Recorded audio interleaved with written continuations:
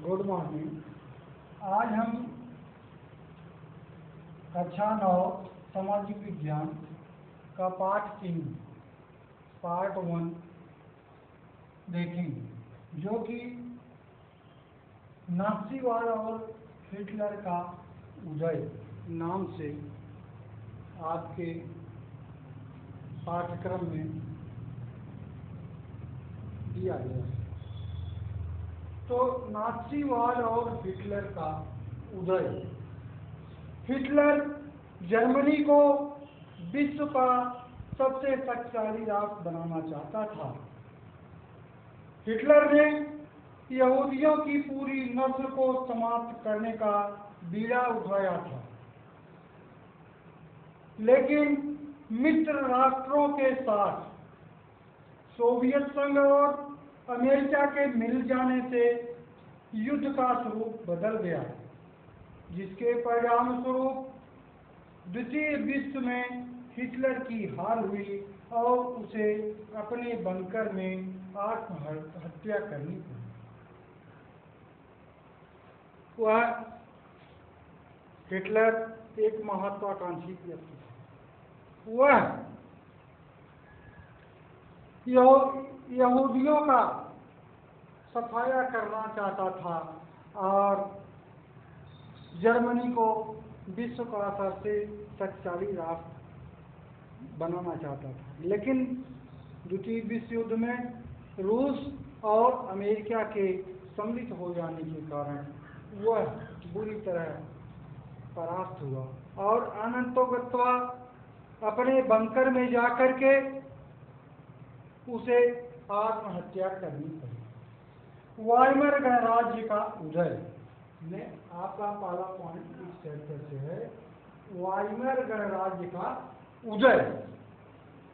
20वीं सदी के प्रारंभिक दौर में जर्मन साम्राज्य काफी बड़े क्षेत्र में फैला हुआ था। इसने धुरी राष्ट्रों का संघ बनाकर इंग्लैंड, फ्रांस व रूस के खिलाफ प्रथम विश्व युद्ध में शुरुआती बढ़त हासिल कर लिया था, लेकिन वर्ष 1917 में अमेरिका भी मित्र राष्ट्रों की सहायता के लिए युद्ध में कूद पड़ा। साम्राज्यवादी जर्मनी की हार हुई। सम्राट को पद त्याग करना पड़ा और वाइमर में एक राष्ट्रीय सभा की बैठक आहूत की गई, बुलाई गई। यहाँ पर लोकतांत्रिक संविधान पारित किया गया। महिलाओं सहित वयस्क नागरिकों को मताधिकार दिया गया। इस प्रकार वाइमर गणराज्य का जन्म हुआ। अब हम देखेंगे महायुद्ध का प्रभाव। महायुद्ध का प्रभाव। प्रथम विश्व युद्ध के बाद पूरा यूरोप कर्जदार हो गया, कर्ज में डूब गया। नवजात वाइमर गणराज्य को कर्ज अदा करना पड़ रहा था। इस काल में लोकतंत्र की सरकारों को सम्मान की नजर से देखा जाने लगा। सैनिकों की जिंदगी को महिमा मंडित करने की परंपरा चल पड़ी। रेडिकलवादी प्रभाव और आर्थिक संकट। रेडिकलवादी लोगों ने सोवियतों की शासन व्यवस्था को अपनाने की वकालत की। क्रांतिकारियों और राष्ट्रवादी गुटों में रेडिकल समाधान, आमूलचूल परिवर्तन के लिए आवाज बुलंद की गई। वर्ष 1923 में आए आर्थिक संकट ने रेडिकलवादियों के विचार को जनमानस में काफी लोकप्रिय बना दिया। जर्मनी के स्वर्ण भंडार समाप्त होने लगे थे। करेंसी नोटों की अधिक छपाई के कारण जर्मनी में मुद्रा मार्का का तेजी से अवमूल्यन होने लगा। इसकी आर्थिक संकट को अति मुद्रास्फीति का नाम दिया गया। मुद्रास्फीति, जब जैसे आज भी आप देखते हैं कि हमारे यहाँ मुद्रा नोट चलती है, 1, 2, 5, 20, 100, 50, 500, 2000 आज की नोट। तो इनकी एक कीमत होती है, उसी के अनुपात में आपको सामान मिलते हैं। तो यह वह दौर था, आर्थिक संकट का वह दौर था जबकि जर्मन की मुद्रा की कीमत कम हो गई और वस्तुओं की कीमत अधिक हो गई। और यह स्थिति क्यों उत्पन्न हुई? अधिक मुद्रा की छपाई के कारण। उस समय मुद्रा को अनलिमिटेड छाप दिया गया और इससे मुद्रा की कीमत कम हो गई और इस स्थिति को मुद्रास्फीति कहते हैं। यह स्थिति मुद्रास्फीति की स्थिति कहलाती है। नेक्स्ट है आपका आर्थिक मंदी का दौर। वर्ष 1929 से 1932 तक का काल मंदी का दौर था। इन 3 वर्षों में अमेरिका की राष्ट्रीय आय केवल आधी रह गई, निर्यात गिर गया, किसानों की हालत खराब होती चली गई। अमेरिका में आई इस मंदी का पूरे विश्व में असर देखा गया। इसका जर्मनी पर बहुत बुरा प्रभाव पड़ा, बेरोजगारी आसमान छूने लगी। वाइमर का राज नाजुक दौर से गुजर रहा था। उसी समय आपका आता है हिटलर का उदय। हिटलर ने सेना में कॉर्पोरल की हैसियत से कार्य किया। प्रथम विश्व युद्ध में जर्मनी की हार से वह बहुत निराश हुआ। उसने जर्मन वर्कर्स पार्टी की सदस्यता ग्रहण की। इस पार्टी पर अपना अधिकार स्थापित कर इसे नेशनल सोशलिस्ट पार्टी नाम दिया। यही पार्टी बाद में नाज़ी पार्टी के रूप में कुख्यात हुई। हिटलर ओजस्वी वक्ता था। नाज़ियों द्वारा हिटलर को जर्मनी के उद्धारक के रूप में दर्शाया गया। लोकतंत्र का हनन। नेक्स्ट पॉइंट है आपका लोकतंत्र का हनन।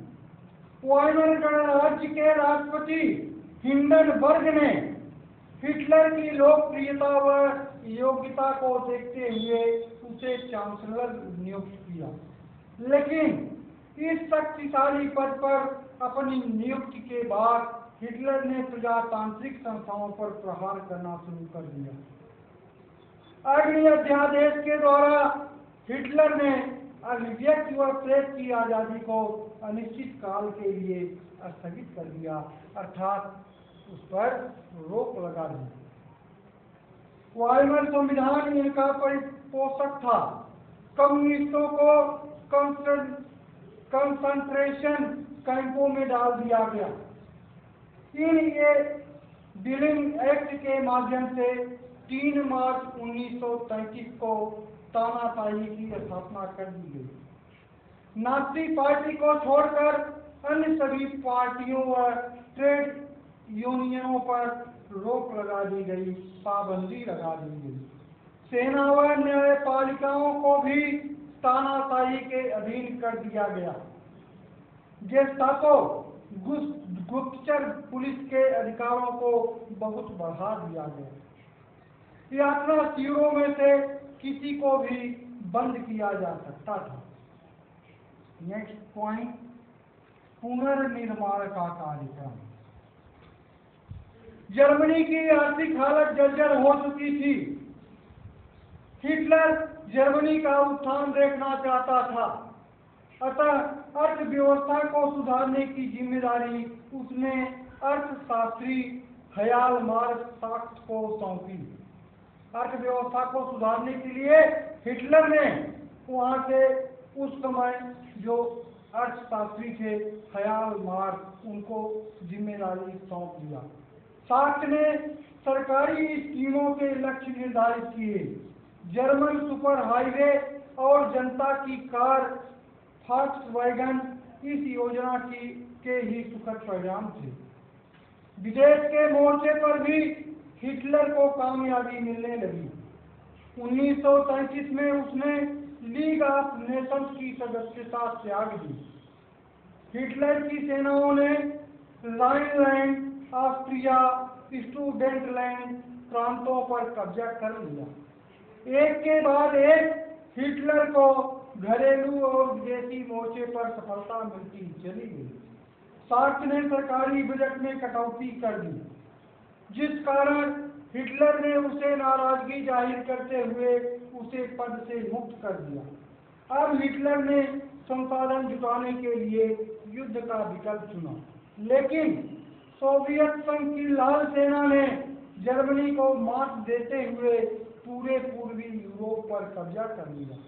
जापान ने भी पूर्वी इलाकों पर कब्जा कर लिया और अमेरिका के पर्ल हार्बर पर बमबारी कर दी। इसीलिए अमेरिका भी अब युद्ध में शामिल हो गया। अगस्त 1945 में जापान पर परमाणु बम गिराए जाने के साथ ही दूसरा विश्व युद्ध भी समाप्त हो गया।